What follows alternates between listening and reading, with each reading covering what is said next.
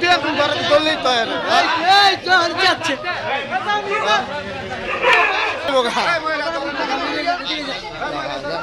দশটা লোক শিক্ষা আর শিক্ষা পায় লোকে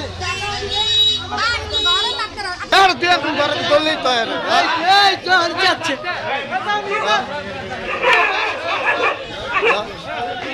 আর দালালি করছে মহিলার কাছ থেকে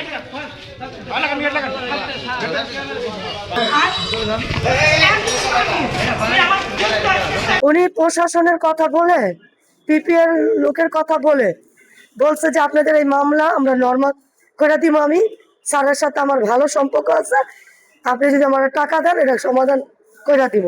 কারণ আমি বলছি যে ভাই আমরা তো কত টাকা আগে একটা কিছু টাকা দেন, কারণ ওনার আমি 20,000 টাকা দেওয়ার কথা ছিল, 20,000-এর জায়গায় 19,000 টাকা গেছে। 19,000 টাকা দিয়েছি, দেওয়ার পর উনি বলছে কি পরবর্তীতে আবার 30,000 টাকা লাগবে দিতে। কারণ আমি বলছি স্যার এই ভাই স্যার এই টাকা নিছে, বলছে নিয়ে ড্রাইভারে থিয়ে দিছে। পরে উনি আবার আমার রাত্রে ফোন দিছে, ফোন দিয়ে বলতেছে কি আপা উনি টাকা দিছেন কত। আমি বলছি ভাই 20,000, কারণ ওনার টাকা দেখেন 19,000 টাকা স্যারে পাইছে, স্যারে আমাকে ফোন দিছে, তার সাথে আমার কথা হয়েছে। এই যে সেবা নিতে আসে এরকম যে দুর্নীতির মধ্যে পড়ছেন, দালালদের খপ্পরে পড়ছেন, কি চান? আমরা তার বিচার চাই।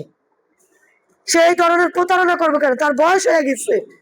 এই যে আজকে আমার এই ক্ষতিটা কত বড় ক্ষতি হয়ে গেছে তার কারণে। আমি মনে করছি সে তো টাকা ছাড়ে দিচ্ছে, কিন্তু আসলে তো লাগে না টাকা হার পকেটে নিয়ে ঢুকায় রাখছে।